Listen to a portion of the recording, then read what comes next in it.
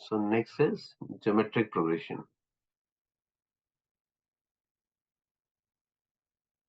अब geometric progression की अगर अपन बात करें, राइट, ज्योमेट्रिक प्रोग्रेशन हर किसी सीक्वेंस में एक डेफिनेट रूल होता है अपना, राइट, कोई ना कोई रूल, कोई ना कोई पैटर्न होगा।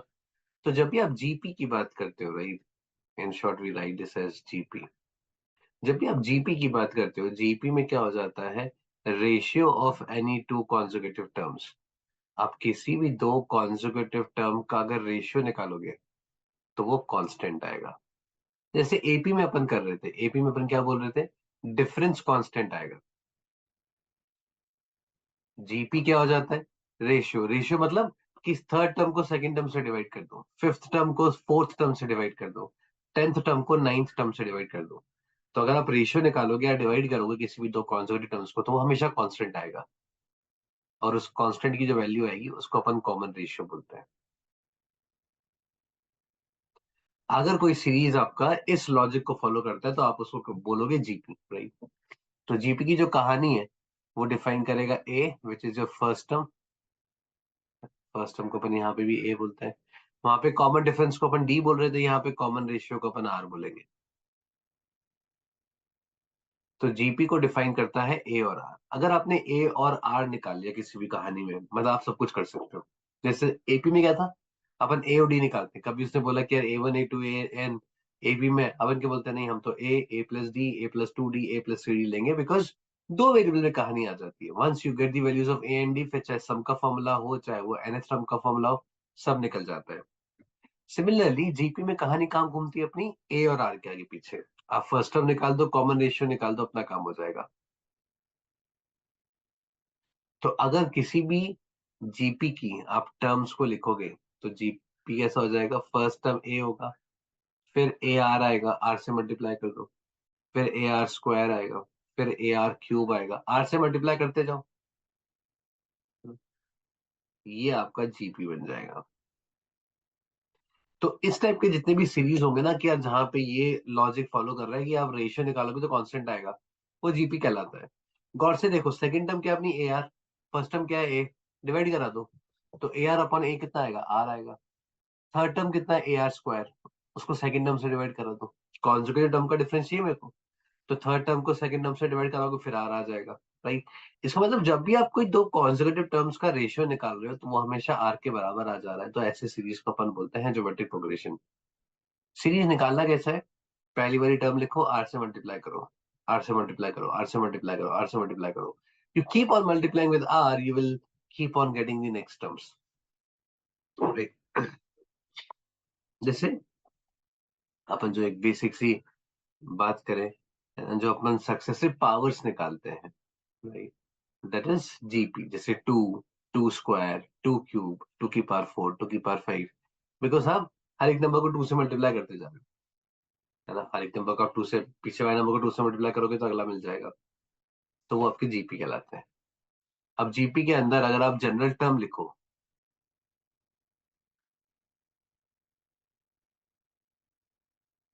सो टीएन, देखो सब ए इंटू आर की पावर वाले फॉर्मेट में है, तो मुझे माने मेरा भी ए इंटू आर की पावर समथिंग आएगा। अब देखो सेकंड प्लेस पे आर की पावर वन है, थर्ड प्लेस पे आर की पावर टू है, फोर्थ प्लेस पे आर की पावर थ्री है, फिफ्थ प्लेस पे आर की पावर फोर है। सिंपल सी बात है, nth प्लेस पर आर की पावर n माइनस वन हो जाएगी। सो जनरल टर्म अगर मुझे किसी भी एपी का लिखना है तो क्या हो जाएगा, a into r raise to power n minus one.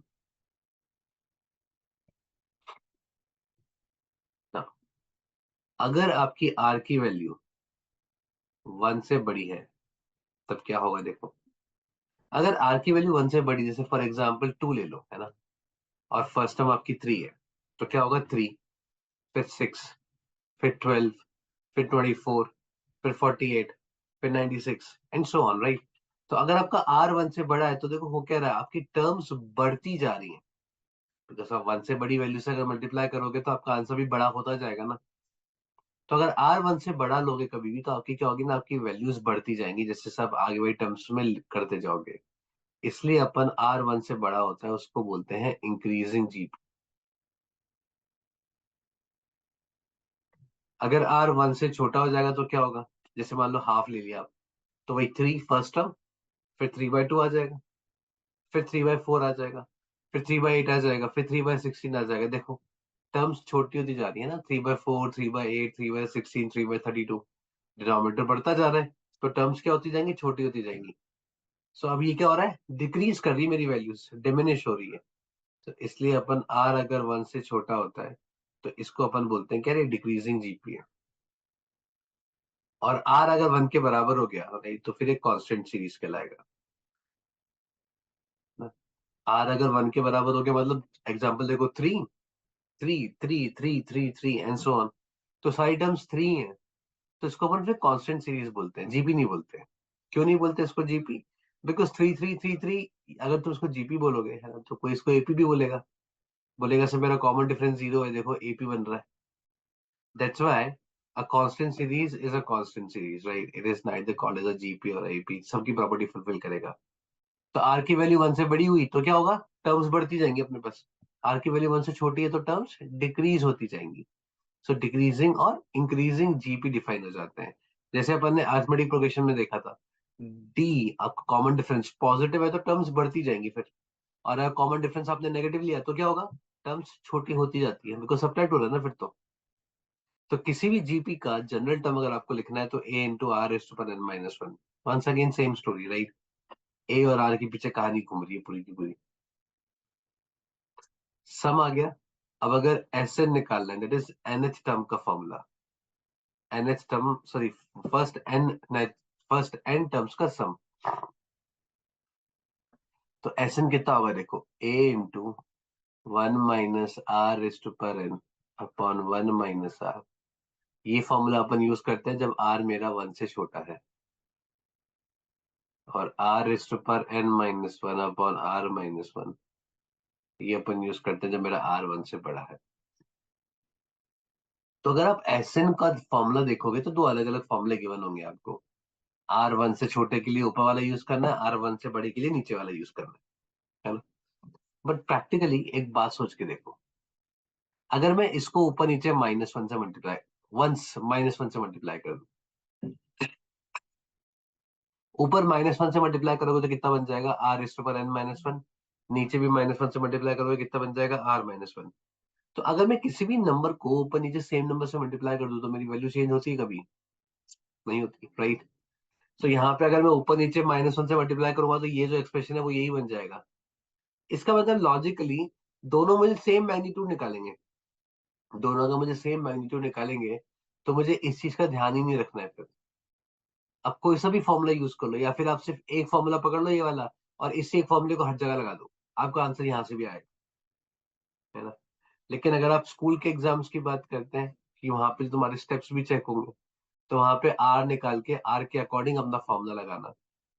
अगर अपन कंपटीशन एग्जाम्स की बात करते हैं तो वहां पे कोई अपना अप्रोच चेक नहीं कर रहा होता है, वहां पे वो ये चेक कर रहे थे तूने ए ऑप्शन मार्क किया कि बी ऑप्शन मार्क किया, है ना? इसलिए दोनों में से कोई सा भी फॉर्मूला यूज करो, आपके पास सम निकल के आ जाएगा।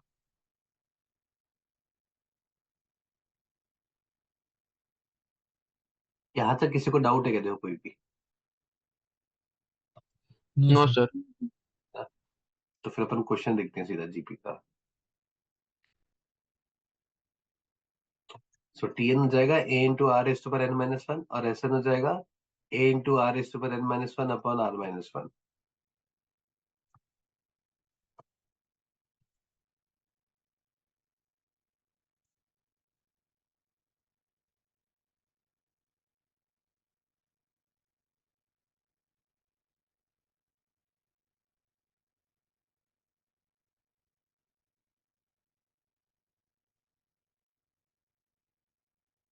ठीक है। हम्म,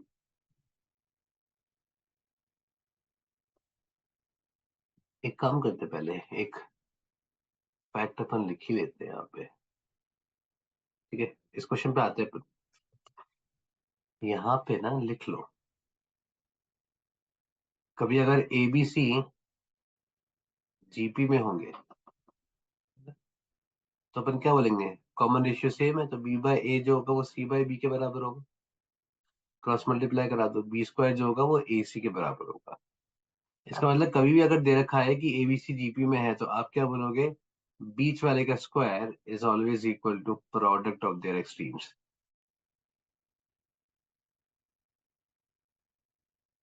तो कभी अगर एबीसी जीपी में है तो बीच वाले का स्क्वायर को आप किसके बराबर बोल सकते हो, आजू बाजू वाले के प्रोडक्ट के।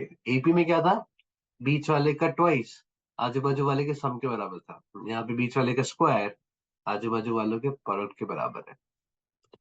अब देखो ये वाला क्वेश्चन है, three numbers whose sum is 15 are in AP. If 1, 4, 19 be added to them respectively, they are in GP. You have to find the numbers.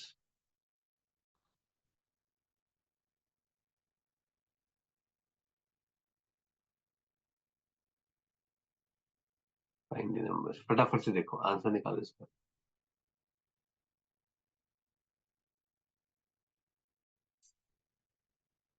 तो करना क्या इसमें, तीन नंबर्स हैं जिनका सम 15 है, एपी में दे रखे।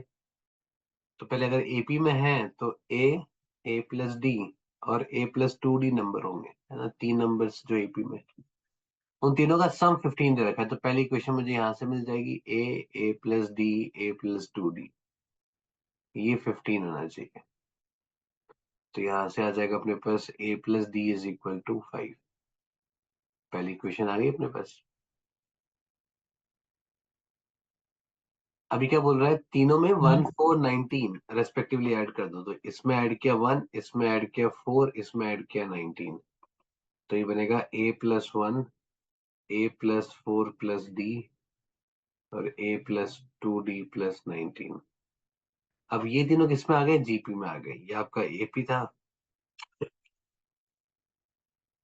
ये जीपी हो गया। ये जीपी हो गया तो बीच वाले का square will be equal to product of the extremes. दो वेरिएबल थे देखो, और दो इक्वेशंस भी आ गए अपने पास ए और डी में। अब तो क्या करना है अपन को, सॉल्व करके ए और डी निकालना है। तो सर, यहाँ से बोल बोल, यहाँ से डी मेरे की को वैल्यू थ्री नंबर सम ए माइनस डी, ए और ए प्लस डी दिया तो डी ए भी एलिमिनेट हो जाएगा। ले ले, वैसे ले ले, हम्म। दिक्कत नहीं है। सर अप्रोच मैंने भी वैसा ही किया। अप्रोच यही रहेगा, नंबर ऑफ स्टेप्स भी इतने ही रहेंगे।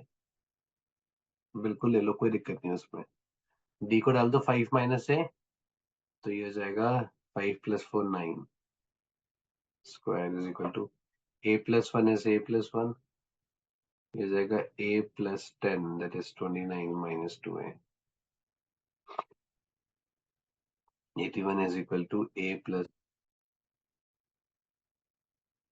Into 29 minus a. अब देखो है क्या, दोनों का सम करूं तो 30 आना चाहिए, है ना, और मल्टीप्लाई करने पे 81। तो अब मैं 81 को ब्रेक करा दूंगा। 81 क्या होता है, 3 की पावर 4, 27 इंटू 3, दोनों का सम करने पे 30 आ रहा है। देखो एक बहुत ही अच्छी टेक्निक है। मल्टीप्लाई करूंगा तो क्वाड्रेटिक बनेगा, फिर क्वाड्रेटिक को सॉल्व करूंगा, वहां से एक ही वैल्यू निकलेगी। मैंने क्या करा, मैं सोचा यहाँ पे दो नंबर्स मल्टीप्लाई हो रहे हैं, यहाँ इसको भी दो नंबर्स के मल्टीप्लाई की फॉर्म में लिख दो। इन दोनों का सम कितना आ रहा है 30, तो इन दोनों का सम भी 30 आना चाहिए। 27 मिल गया, बस खत्म कहानी। अभी ए प्लस 1 27 हो जाएगा, तो ए कितना हो जाएगा 26। या फिर ए प्लस 1 तुम्हारा 3 होगा, तो ए उस केस में क्या हो जाएगा 2। तो दो केसेस बन जाएंगे अपने पास। ए 26 होगा तो डी कितना आ जाएगा, यहाँ से देखो माइनस का 21, यहाँ पे डी कितना आ जाएगा 3, दोनों का सम 5 होना चाहिए।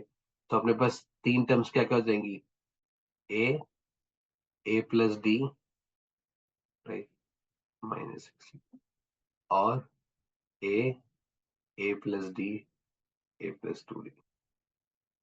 ये दो सीरीज आ गई, है ना। यहाँ पे अगर ऐसे सॉल्व नहीं करोगे जैसे मैंने यहाँ पे किया है, तो फिर आप क्वाड्रेटिक बना के रूट निकाल लो, तो फिर आपके पास यही दो एक ही वैल्यूज आएंगी।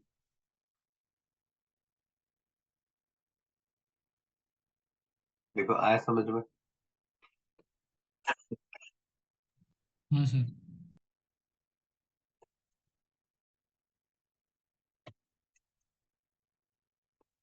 सिमिलर क्वेश्चन है।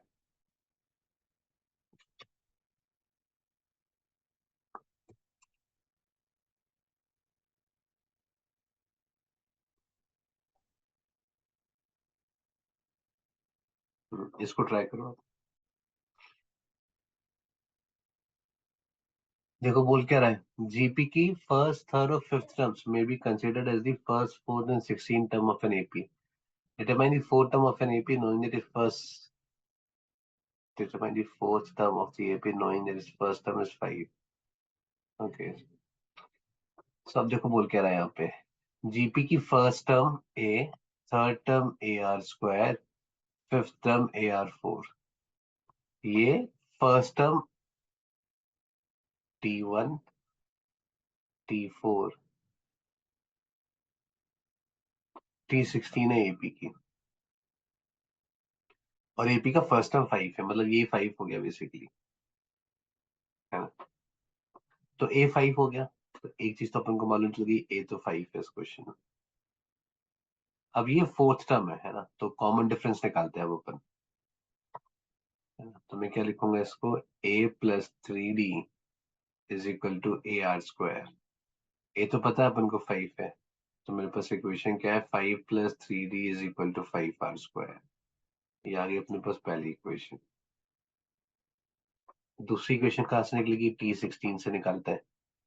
ए प्लस 15D, ये होगा 16th term, is equal to 5R is to power 4। Right, D की वैल्यू को उठा के यहाँ डाल दो बस, और कुछ नहीं करना अपन को। सो 5 प्लस 5, राइट, 3D की जगह में डाल दूंगा 5R square minus 5 is equal to 5R is to power 4.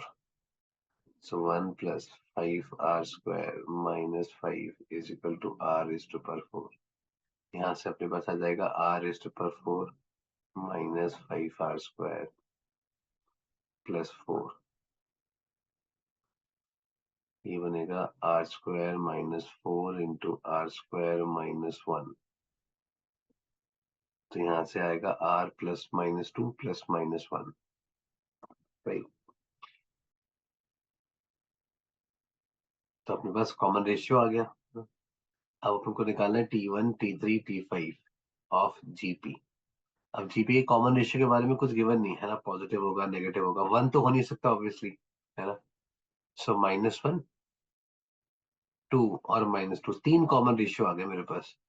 तो अपने पास क्या क्या जीपी बन जाएगा, देखो ए तो 5 है, तो पहला बनेगा 5 -5 5 -5।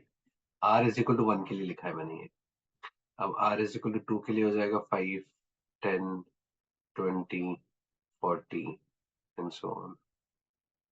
-2 के लिए हो जाएगा 5 -10 minus plus 20 -40 and so on. Right, तो ये लिखा है मैंने, r is equal to -1, this is r is equal to 2, this is r is equal to -2। तो ये जीपीस बन जाएंगे अपने पास। 1 के अलावा बाकी तो कॉमन रेशियो चलेगा, है ना, -1 का कॉमन रेशियो भी चलेगा, कोई दिक्कत नहीं उसमें।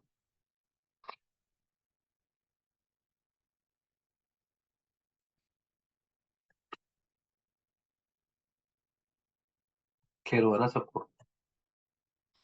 Yes sir. Yes sir.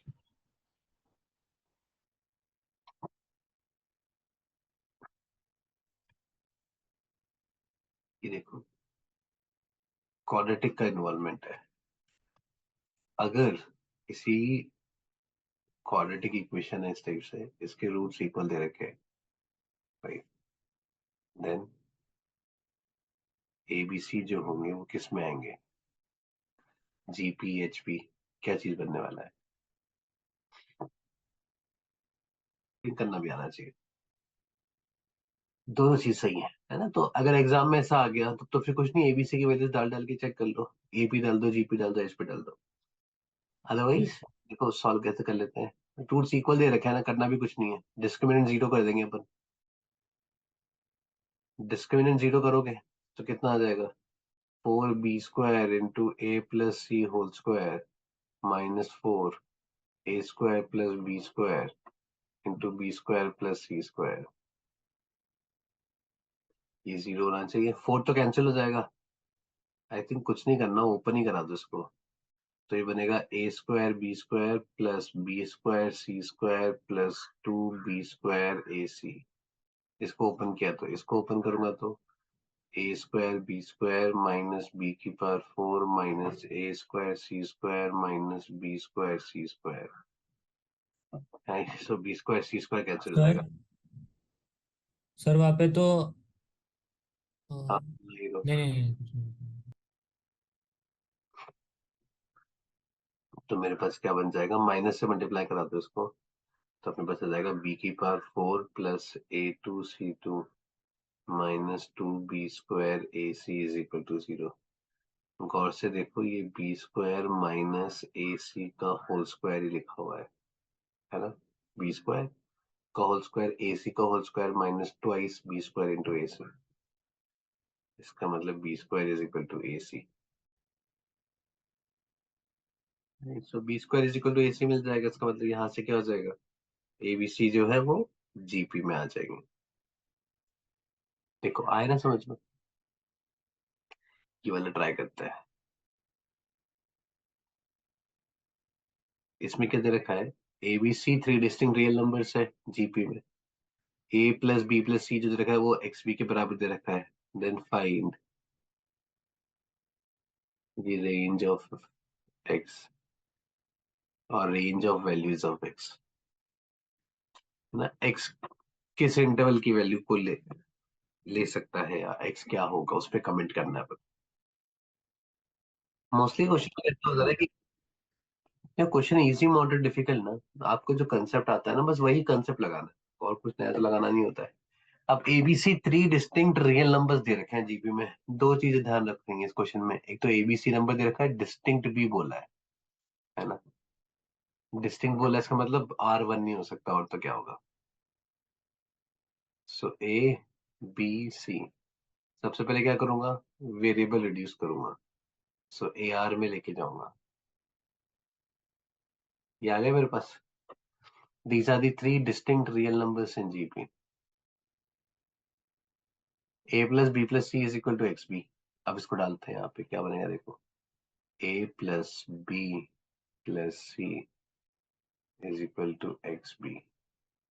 ए तो कैंसिल हो जाएगा, तुम्हारे पास आ जाएगा 1 + r + r² is equal to X are.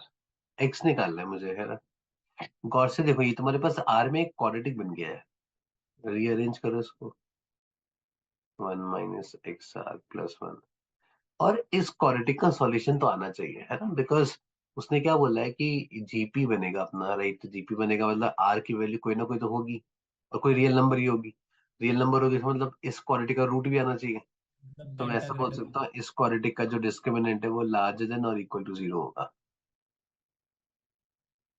Discriminant लिख दो, 1 - x² -4 is larger than equal to 0।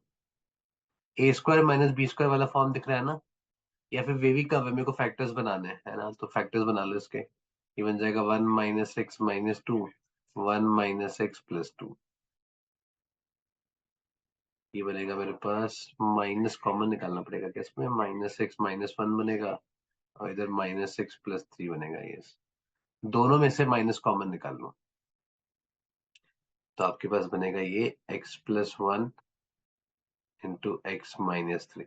दो बार माइनस है मतलब साइन फ्लिप होगा, वापिस से फ्लिप हो जाएगा, तो सेम ही रहेगा साइन इनइक्वालिटी का। अब इसको नंबर लाइन पे प्लॉट कर दो, -1 है 3 है, इधर पॉजिटिव नेगेटिव पॉजिटिव। हमारा आंसर क्या होगा, लार्जर देन 0 पॉजिटिव वाला। तो x will belongs to -∞ to -1 with a close bracket union close bracket 3 to ∞। ये आ गया अपना x। तो अपना x जो होगा वो इस इंटरवल का होना चाहिए। देखो क्लियर हुआ ना सबको।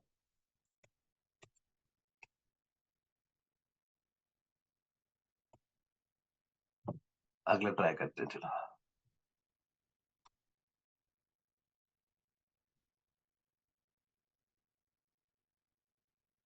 One second।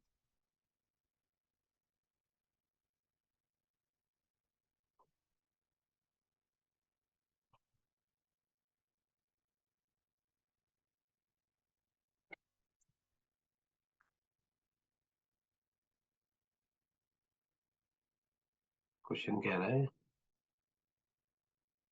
mth nth pth term of an ap, right, and gp be equal and respectively x y and z. तो आपको बताना है इस एक्सप्रेशन की वैल्यू कितनी हो जाएगी.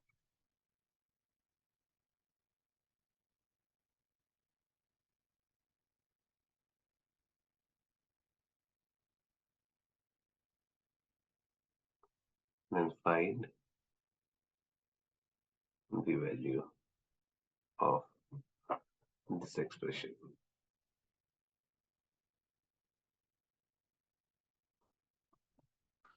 सर मतलब mth nth और pth टर्म xyz है ना हाँ क्वेश्चन का मतलब. हाँ हाँ बिल्कुल.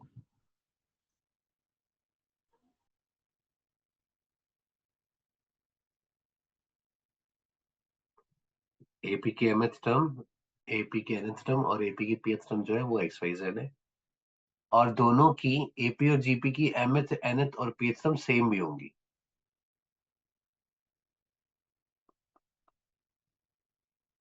सर मतलब एपी की mth और जीपी की mth तब ना, या फिर बिल्कुल. तीनों एक हाँ, दूसरे के से? वो दोनों सेम होंगी. अच्छा। वही तो बोल रहा है ना, ये तीनों terms of AP and GP भी इक्वल है. इसका मतलब एपी और जीपी की mth टर्म nth टर्म और pth टर्म सेम होंगी. मतलब एपी का एम और जीपी का mth टर्म सेम होगा, एपी का nth टर्म और जीपी का nth टर्म सेम होगा, एंड सो ऑन. और उनकी वैल्यूज एक्स वाई जेड के कॉरस्पॉन्डिंग होंगी.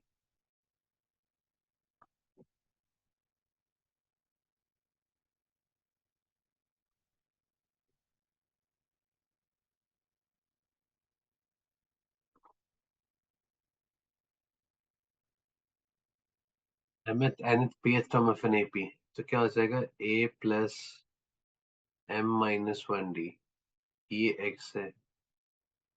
a plus n minus one D, ये y है. और a plus p minus one D, ये z है. राइट. अब यही मेरा जीपी में भी है. ठीक है, पहले एक काम करते हैं, इधर मुझे पावर में y minus z, z minus x, ये सब दिख रहा है, यहाँ से निकाल लेता हूँ. ठीक है, डिफरेंस निकाल दो. तो y माइनस जेड कहाँ से आएगा, ये नीचे वाले में से a से a कैंसिल हो जाएगा, ये आएगा n minus P into D. ठीक है, z माइनस एक्स कितना हो जाएगा, p minus m into D. और x माइनस वाई कितना हो जाएगा, m minus n into D. ठीक है, ये तुम्हारे जीपी की टर्म्स भी हैं, ये तुम्हारा जीपी है. राइट. ठीक है, तो ये तुम्हारा हो जाएगा, ये तुम्हारा जीपी भी है, तो a one into r one की पावर m माइनस वन होगा. ये a two, sorry, a one into r की पावर n माइनस वन होगा, और ए वन इंटू आर की पावर p माइनस वन होगा. ठीक है, एक्स, एक्स की जगह ये लिख दो. ठीक है, अब मैं इसकी वैल्यू निकाल रहा हूँ, है ना, जो मेरा आंसर है. एक्स क्या है, ये a one into r one की पावर m माइनस वन, उसकी पावर y माइनस है. ए वन इंटू आर की पावर n माइनस वन, उसकी power z minus x. A one into r की power n minus one, sorry m n p minus one, उसकी power x minus y. ठीक है, तो क्या बन जाएगा, ए वन की पावर देखो एक साथ, y minus Z plus Z minus X plus X minus Y, है ना, तीनों ए वन की पावर इकट्ठी कर दी मैंने. आर वन की पावर कितनी हो जाएगी, m minus one. Y minus Z की जगह ये डाल दो, n minus P D, plus n minus one, Z minus X की जगह डाल दो p minus M D, plus p minus one, X minus Y की जगह डाल दो m माइनस वन डी. है ना, अब गौर से देखो, ये सब तो कैंसिल हो गई पावर. ए वन की power zero is one into r one की पावर, डी कॉमन निकाल लो, अंदर से देखो ये सारा भी तुम्हारा कैंसिल हो जाएगा पूरा का पूरा. राइट, तो ये भी जीरो, इट इज वन. तो अपना आंसर कितना आ जाएगा, वन. आया समझ में.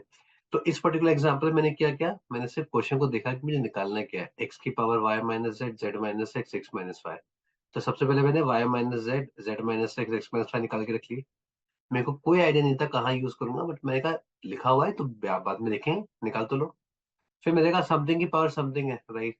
तो ये जीपी की पावर लेंगे जो ज्यादा इजी रहेगा, है ना। एक्स की पावर है ना, एक्स तुम ये लोगे, इसकी पावर वाई माइनस जेड करोगे तो बैंड बच जाएगा, है ना। बायनोमियल थ्योरम से थोड़ा ना ओपन करूंगा मैं इसको। तो मैंने ये पकड़ा कि इसकी पावर वाई माइनस जेड निकालते हैं, इसकी पावर जेड माइनस एक्स और इसकी पावर एक्स माइनस वाई, और फिर सिंप्लीफाई किया तो काटापीटी मच गई। देखो ये आया सबको समझ में। Yes sir. Yes sir. चलो राइट। सो आज के लिए बहुत इतना, इसके आगे अपन फिर अगली क्लास में कंटिन्यू करेंगे।